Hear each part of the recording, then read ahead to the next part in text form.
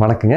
தாம்பத்தியம் முடிச்சுட்டு கோயிலுக்கு போகலாமா, அல்லது தாம்பத்தியத்தை தீட்ட எப்படி நம்ம சரி பண்ணிக்கிறது இப்படிங்கிறது ஒரு $1,000,000 கொஸ்டின் போயிட்டு இருக்குது. நிறைய பேர் கேட்குறாங்க. ஒவ்வொருத்தருக்கும் தனித்தனியாக சொன்னது இல்லாமல் இப்போ ஒரு வீடியோவே சொல்லிடலாம் அப்படிங்கிறது தான் இதோட நோக்கம். பாருங்க, கோயிலில் இருக்கிற சுவாமி அம்பாள் ரெண்டுக்குமே பார்த்திங்கன்னா அந்த அன்னைக்கு கடைசி பூஜை என்ன இருக்குனாக்கா பள்ளி அறை பூஜைன்னு ஒன்று இருக்கும்.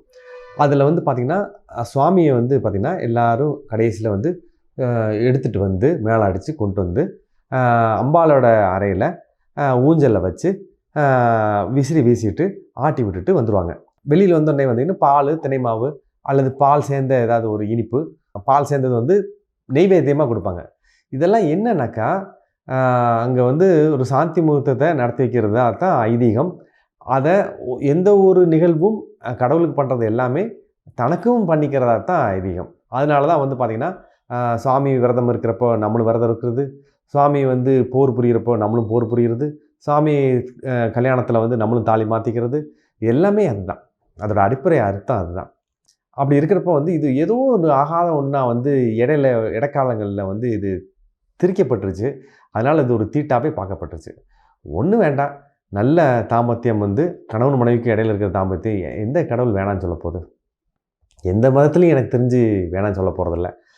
அப்போது நல்ல தாம்பத்தியம் வச்சுட்டு வேணும்னா அவங்க திருப்திக்கு நல்லா குளிச்சுட்டு கோயிலுக்கு போகலாம், எந்த ஒரு குறையும் இல்லை. சிலர் வீட்டில் பார்த்திங்கன்னா அந்த சாமி அறை இருக்கு இல்லையா, அப்போ தாம்பத்தியம் இருக்கிற அன்றைக்கி பார்த்திங்கன்னா என்னடா பண்ணுறதுன்னு ஒரே சங்கடமாக இருக்கும். என்ன பண்ணுறது தெரியாது.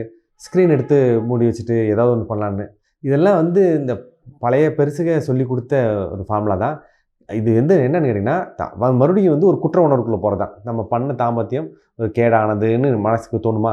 அடுத்தது பார்த்திங்கன்னா சாமியை ஒளிச்சு வைக்கிறதுன்றது அல்லது சாமியை ஸ்க்ரீன் போட்டால் அவருக்கு கண்டு தெரியாமல் போயிடுன்றது அவரையும் டீக்ரேட் பண்ணுற மாதிரி தான். கடவுளுக்கு பார்த்திங்கன்னா எல்லையே இல்லாத ஒரு இது உண்டு. தூணிலும் இருப்பார், துரும்பிலும் இருப்பார். அப்படிங்கிறப்போ நம்ம தாம்பத்தியம் நடக்கிற கட்டிலையும் தானே இருப்பார். அப்போ அவருக்கு தெரியாமல் ஒரு விஷயம் நம்மளால் பண்ண முடியும்னு நினைக்கிறது அபத்தம். அதனால் எந்த வித குற்ற உணர்வு இல்லாமல் நல்ல விதமாக தாம்பத்தியம் வச்சுக்கலாம். அதில் தீட்டுன்றதுக்கு வேலையே இல்லை. தாம்பத்தியம் தவறுனா கடவுளால் அது படைக்கப்பட்டிருக்காது, அல்லது இயற்கையால் படைக்கப்பட்டிருக்காது. இந்த இயற்கையோட படைப்பே தாம்பத்தியம் தான். அதாவது நமக்கு தெரிஞ்ச தாம்பத்தியம்ன்றது ஆண் பெண் சேர்வு அதெல்லாம் இல்லாமல் விந்து நாதம் சேர்க்கை தான் ஒட்டுமொத்த பிரபஞ்சமே படைக்கப்பட்டது. சரி, அப்போ அதுல எங்கே தீட்டு வந்தது?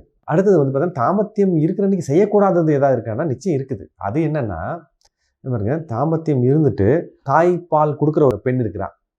அவள் தாம்பத்தியம் முடிச்சுட்டு உடனே குழந்தைக்கு அழுகுது, பால் கொடுக்கணும்னு வச்சுங்களேன்.